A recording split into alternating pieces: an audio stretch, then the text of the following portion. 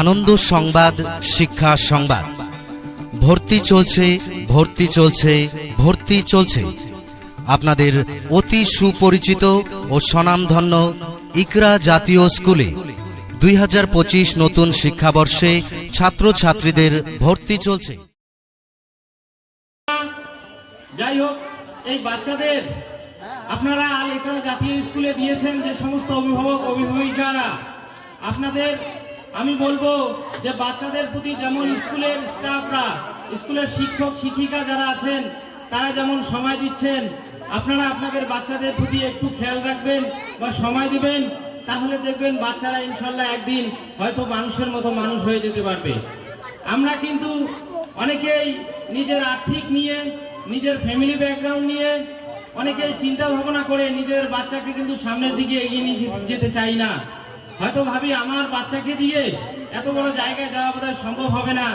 আপনারা কি জানেন সব উপরওয়ালা কার ভাগ্যে কি লিখে রেখেছেন, কিন্তু তাই বলে ভাগ্যের উপর সব ছেড়ে দিয়ে যদি আমরা বসে থাকি তাহলে কিন্তু কামিয়াবি আসবে না, সফলতা আসবে না।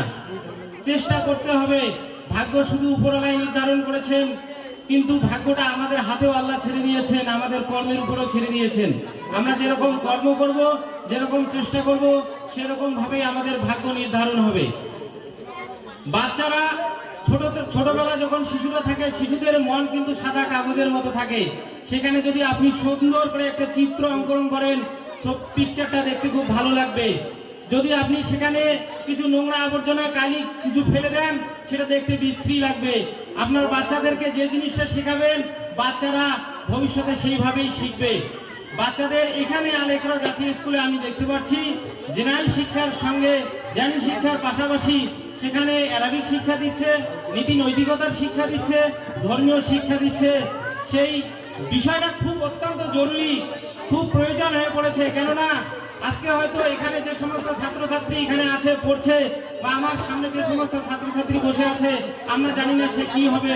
হয়তোবা সে একজন ডাক্তার হতে পারে, হয়তোবা সে একজন ইঞ্জিনিয়ার হতে পারে, হয়তোবা সে একজন আলিম হতে পারে, হয়তোবা সে একজন শিক্ষক হতে পারে, প্রফেসর হতে পারে।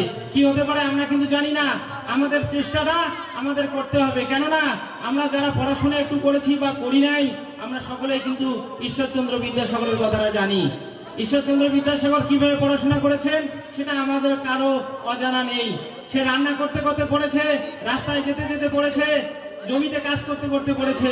শুধু তাই নয়, রিসেন্টলি আমাদের এপিজে আব্দুল কালাম, উনি কত বড় সায়েন্টিস্ট ছিলেন, কত বড় বিজ্ঞানী ছিলেন আমরা সকলেই জানি। উনি কিভাবে পড়াশোনা করেছেন, ওনার আর্থিক কেমন ছিল, ফ্যামিলি ব্যাকগ্রাউন্ড কেমন ছিল সেটা আমরা জানি। বাবার সঙ্গে সেই সমুদ্রে নদীতে মাছ ধরতে গিয়ে সেই বালুর মধ্যে হাত দিয়ে লেখে লেখে ওখানে পড়াশোনা করেছেন। অর্থাৎ চেষ্টা যদি কারো থাকে, আমরা যদি একটু সহযোগিতা করি, আমরা যদি একটু তার প্রতি যত্নবাহী হই, কেয়ার নেই, তাহলে ইনশাল্লাহ সে অবশ্যই সাকসেস হবে। তো আপনারা হয়তো অনেকেই ভাবছেন পাবলিক স্কুলে দিয়েছি, মাসে 200-400-500 টাকা খরচ হচ্ছে, তার জন্য আমি কি পড়াতে পারবো না, আমার দ্বারা মনে হবে না। সত্যি আপনারা একটু চেষ্টা করুন, একটু স্বল্প পয়সা হলে আর্থিক ব্যয় করে আপনারা বাচ্চাদের পিছনে লেগে থাকুন, ইনশাল্লাহ সাকসেস আসবেই। কারণ যারা চেষ্টা করে, যারা পরিশ্রম করে, তারাই পায়। লেখাই আছে, প্রবাদ বাক্যে আছে, মান জাদ্দা ওয়া জাদা, যে চেষ্টা করে সে পায়, যে চেষ্টা করে সে পায়। এবং বাচ্চাদের শুধু জেনারেল শিক্ষা করে doctor, IPS officer, WBCS officer করলে হবে না। আমাদের নীতি নৈতিকতার শিক্ষা, যা শিষ্টাচারের শিক্ষা, বাবা মাকে স্নেহ করার শিক্ষা, যে বিষয়টা একটি আগে এসেছিল প্রতিযোগিতায়, যে বাবা মার প্রতি যত্নবান, অভিভাবকদের প্রতি কিভাবে যত্নবান হতে হবে, বন্ধুদের সঙ্গে কিভাবে আচরণ করতে হবে, পাড়া প্রতিবেশীর সঙ্গে কিরকম আচরণ করতে হবে, শুধু তাই নয় সমাজের জন্য আমাকে কি করতে হবে, সেই শিক্ষাটা কিন্তু একান্ত জরুরি হয়ে পড়েছে। সমস্ত বিদ্যালয়ে, সমস্ত ইউনিভার্সিটিতে, কলেজে এই সমস্ত শিক্ষা কিন্তু দেওয়া হয় না। আমি মনে করি একজন শিক্ষক হিসাবে আমার বিবেকবোধ যেটা বলে যে পাঠ্যপুস্তকের সঙ্গে সঙ্গে, ক্লাসের শিক্ষার সঙ্গে সঙ্গে, সায়েন্সের শিক্ষার সঙ্গে সঙ্গে মানুষের নীতি নৈতিকতার শিক্ষা, মূল্যবোধের শিক্ষাটা কিন্তু অত্যন্ত জরুরি হয়ে পড়েছে। আপনারা একটু লক্ষ্য করলেই দেখতে পারবেন, আমাদের শহরে হোক, গ্রাম অঞ্চলে হোক, আজকের যুবক ভাইয়েরা তারা কোন পথে চলে গেছে। অনেকে হয়তো শিক্ষিত, অনেকে হয়তো মাস্টার ডাক্তার, কিন্তু তাদের আচরণ, তাদের কর্মকীর্তি আপনারা লক্ষ্য করলে বুঝতে পারবেন। অনেকে বড় বড় নেশায় আসক্ত হয়ে, ড্রাগসে আসক্ত হয়ে, তাদের বাবা মার তারা কন্ট্রোলের বাইরে চলে গেছে। বাবা মা তাদেরকে আর নিয়ন্ত্রণ করতে পারছে না। আপনারা দেখতে পারবেন, আপনারা গ্রামগঞ্জে প্রতিটি গ্রামে আমার মনে হয় এরকম আছে এমন কিছু জাতীয় নেশা জাতীয় জিনিস যেগুলো বের হয়েছে, ছেলেগুলো সেগুলো সেবন করতে করতে এমন একটা চরম পর্যায়ে পৌঁছে গেছে, তাদেরকে আর বাড়িতে রাখা সম্ভব হচ্ছে না, তাদেরকে হোমে রাখতে হচ্ছে। কেন? এক বাবা হতে এক ছেলে, বাবা মার অনেক টাকা পয়সা ধন সম্পদ, কিন্তু একজনই ছেলের সম্পদ অনেক, ছেলেকে কন্ট্রোল করতে পারছেন না, নিয়ন্ত্রণ করতে পারছে না, শেষে কিন্তু ছেলের অকাল মৃত্যুটাও দেখতে হচ্ছে। আমি সেটা দেখেছি, প্রমাণ আমার চোখের সামনে। যাই হোক, আপনারা যে কোনো শিক্ষা দেন না কেন, নীতি নৈতিকতার শিক্ষাটা, ধর্মীয় শিক্ষাটা, মূল্যবোধের শিক্ষাটা এবং জেনারেল শিক্ষাটা আপনারা দিবেন। কেননা অনেকেই ডাক্তার ইঞ্জিনিয়ার হয়ে কিন্তু অনেকে মূল্যবোধ নীতি নৈতিকতার শিক্ষা না থাকার কারণে অনেকে হয়তো বাইরে ফ্ল্যাট নিয়ে থাকছে, বাবা মাকে কিন্তু বৃদ্ধাশ্রমে রাখছে। যাই হোক, আমি আমার বক্তব্য দীর্ঘায়িত করছি না, আমি বুঝতে পারছি সময় অতি সংক্ষিপ্ত। আমি আমার স্বল্প বক্তব্য এখানেই শেষ করছি। সবাইকে আবারও সালাম জানিয়ে আমি আমার ক্ষুদ্র বক্তব্য শেষ করলাম। ওয়া আখিরু দাওয়ানা আলহামদুলিল্লাহি রাব্বিল আলামিন। আসসালামু আলাইকুম।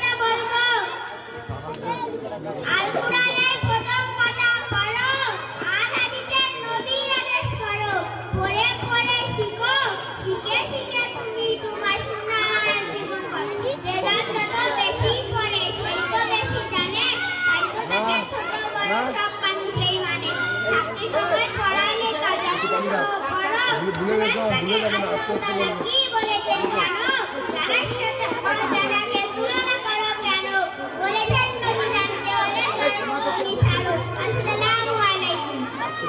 আচ্ছা কি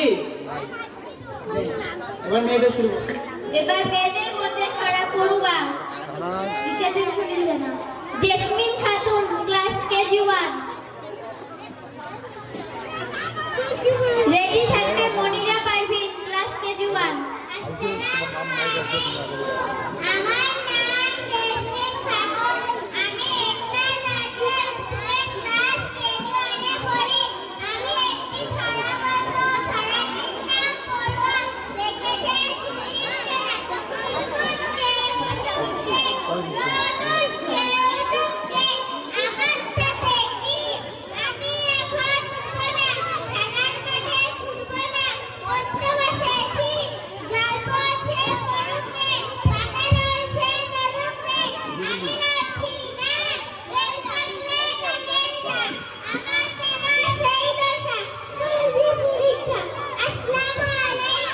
ওয়ালাইকুম আসসালাম, মাশাআল্লাহ। এবার আসবে মনিরা পারভিন, ক্লাস কেজি 1। উপস্থিত থাকবে আপনি।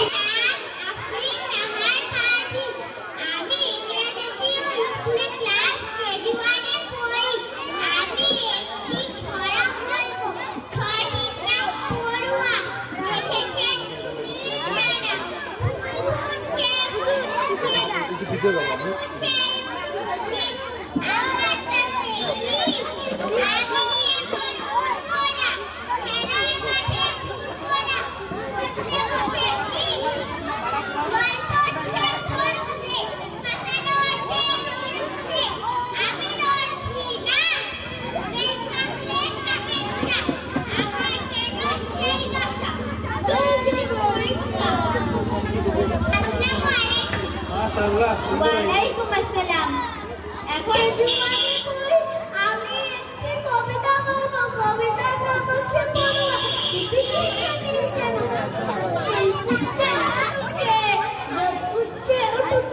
আমার কাছে কি আমি এখন উঠবো না, খেলার মাঠে ছুটবো না, পড়তে বসেছি জল পড়ছে পড়বে, পাতা নাচছে নাচবে, আমি তো নাচছি না, বেল পাতায় কাকে যা, আমার কেন সেই কালকে পরীক্ষা। আসসালামু আলাইকুম। মাশাআল্লাহ। জাতীয় স্কুলে ক্লাস কেজি 1 এ পড়ি। আমি একটি ছড়া বলবো, ছড়াটির নাম পড়ুয়া। লিখেছে তুলিল যেন ফুল ফুটছে, রোদ উঠছে উঠুকে, আমার তাতে কি আমি এখন উঠবো না, খেলার মাঠে ছুটবো না, পড়তে বসেছি জল পড়ছে পড়ুকে, পাতা নড়ছে নড়ুকে, আমি তো নড়ছি না, বেল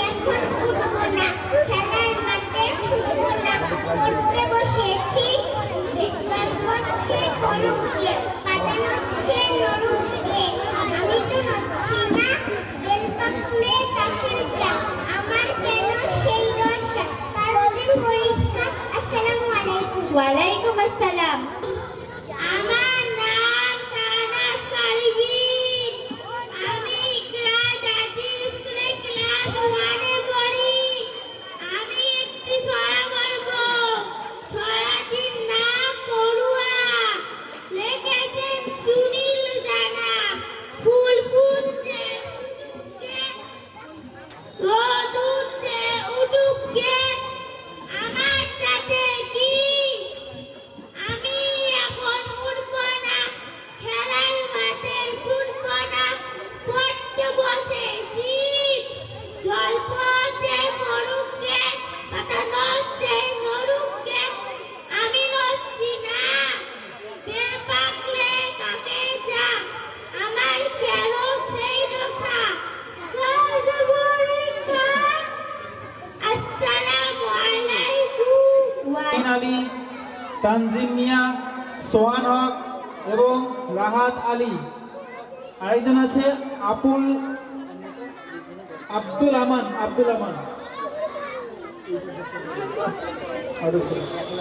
আর মেয়েদের মধ্যে বাকি ছিল রিমি খাতুন। ওয়ালাইকুম আসসালাম। আলাদা আলাদা অ্যাবসেন্ট কে ছিল ছেলেদের মধ্যে? তোমার নাম কি? আলামিন রহমান। নার্সারি দিকে আসো। ছড়া উঁচু করে পাক হয়েছে ভিতরে আছে, চলো আসো। তারপরে মাহিন আলী।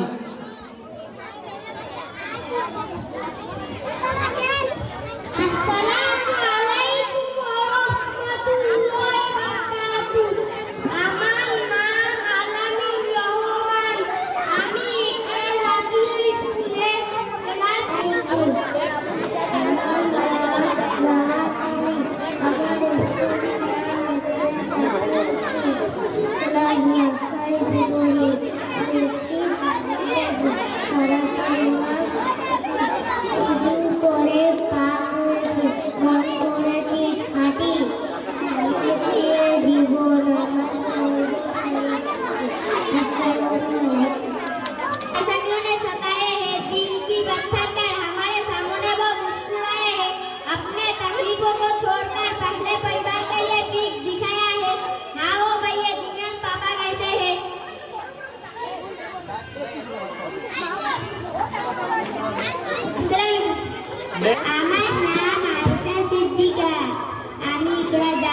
স্কুলে ক্লাস 2 এ পড়ি। আমি এখন বলবো আলহামদুলিল্লাহ রাব্বিল আলামিন ওয়াসসালাতু ওয়াসসালামু আলা রাসূলিল কারীম আম্মা বা'দ আউযু বিল্লাহি মিনাশ শাইতানির রাজীম বিসমিল্লাহির রাহমানির রাহিম। আমার বিষয় হলো মা বাবাদের জন্য দোয়া। মা বাবা ছোট্ট শব্দ, কিন্তু এই দুটি শব্দের সাথে কত যে আদর, স্নেহ, ভালোবাসা রয়েছে তা পৃথিবীতে কোনো মাপযন্ত্র দিয়ে নির্ণয় করা যাবে না। মা বাবা কত না কষ্ট করেছেন, না খেয়ে থেকেছেন, অনেক সময় ভালো পোশাকও পরিধান করতে পারেননি। সেই মা বাবা যাদের চলে গিয়েছেন তারাই বোঝেন মা বাবা কত বড় সম্পদ। যেদিন থেকে মা বাবা দুনিয়া থেকে চলে গেলেন সেদিন থেকে মনে হয় কি যেন হারিয়ে গেল। তখন বুক কেঁপে ওঠে, চোখ থেকে বৃষ্টির মতো পানি ঝরে। কি সান্ত্বনার বা তাদেরকে দেওয়া যায়? সেই মা বাবা যাদের চলে গিয়েছেন তারা কি মা বাবার জন্য কিছুই করবেন না? এত কষ্ট করে যে মা বাবা আমাদের লালন পালন করিয়েছেন। আলহামদুলিল্লাহ রাব্বিল আলামিন ওয়াসসালাতু ওয়াসসালামু আলা রাসূলিল কারীম আম্মা বা'দ। ফাআউযু বিল্লাহি মিনাশ শাইতানির রাজীম বিসমিল্লাহির রহমানির রহিম। আজকে আমার বক্তব্যের বিষয় হলো মা বাবাদের জন্য দোয়া। মা বাবা ছোট্ট শব্দ, কিন্তু এ দুটি শব্দের সাথে কত যে আদর, স্নেহ, ভালোবাসা রয়েছে তা পৃথিবীতে কোনো মাপযন্ত্র দিয়ে নির্ণয় করা যাবে না। মা বাবা কত না কষ্ট করেছেন, না খেয়ে থেকেছেন, অনেক সময় ভালো পোশাক পরিধান করতে পারেননি। সেই মা বাবা যাদের চলে গিয়েছেন তারাই বোঝেন মা বাবা কত বড় সম্পদ। যেদিন থেকে মা বাবা দুনিয়া থেকে চলে গেলেন সেদিন থেকে মনে হয় কি যেন হারিয়ে গেল। তখন বুক কেঁপে ওঠে, চোখ থেকে বৃষ্টির মতো পানি ঝরে। কি সান্ত্বনাই বা তাদেরকে দেওয়া যায়?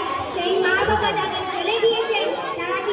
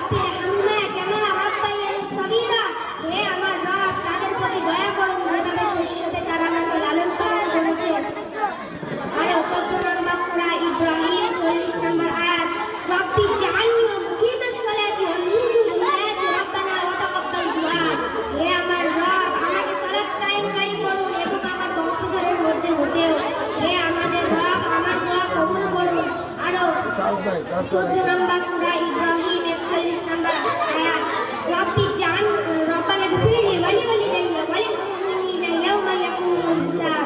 হে আমার রব, রোজ কিয়ামতের দিন আমাকে, আমার পিতামাতাকে এবং সকল মুমিনদেরকে ক্ষমা করে দিন। আমি তো আমার আব্বু আম্মু এবং সকলের জন্য দোয়া করা চাই। আমরা যদি নিজের আব্বু আম্মু এবং সকলের জন্য দোয়া করি, আল্লাহ তাআলা আমাদের সমাজকে আরো সুন্দর করে দেবেন ইনশাআল্লাহ। আমি আমার বক্তব্য এখানেই শেষ করলাম।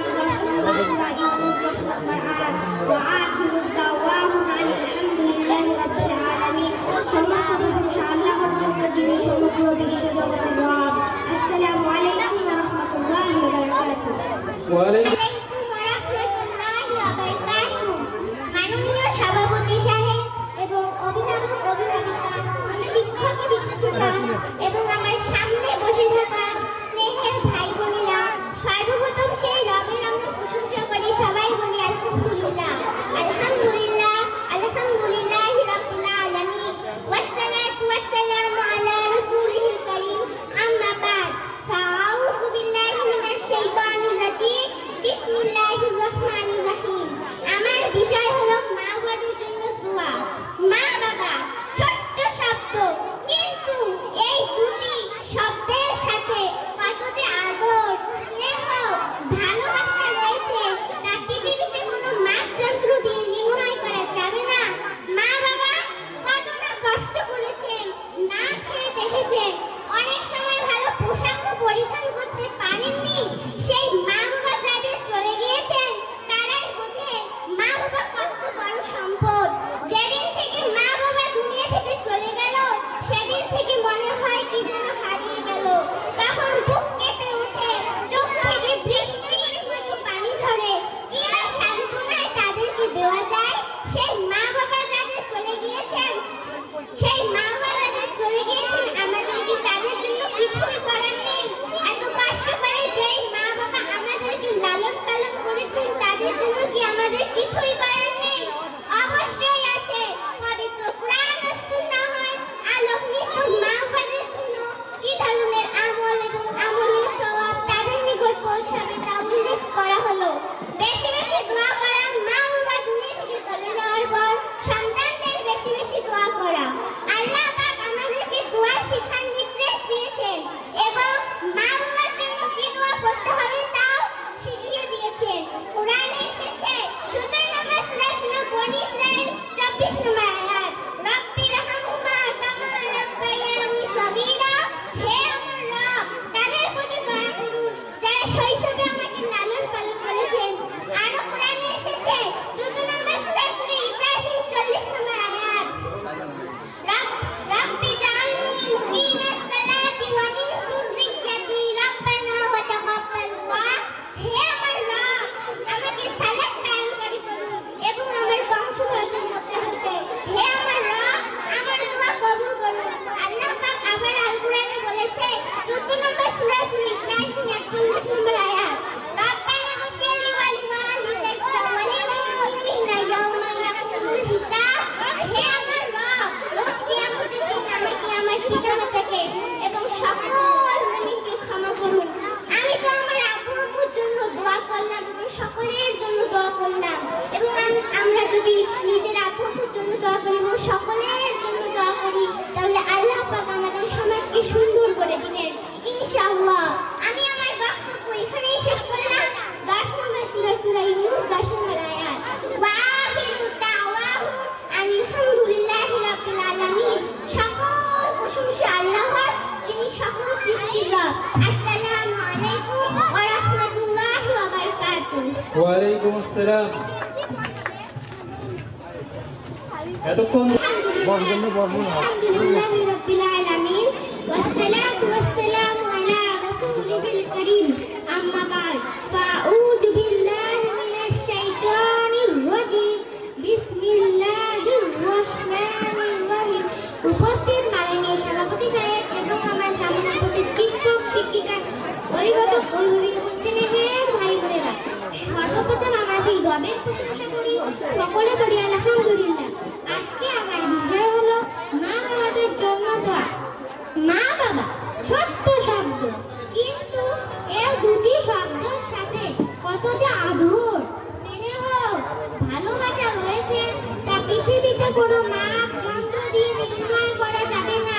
মা বাবা কত না কষ্ট করেছেন, না খেয়ে থেকেছেন, অনেক সময় ভালো পোশাক পরিধান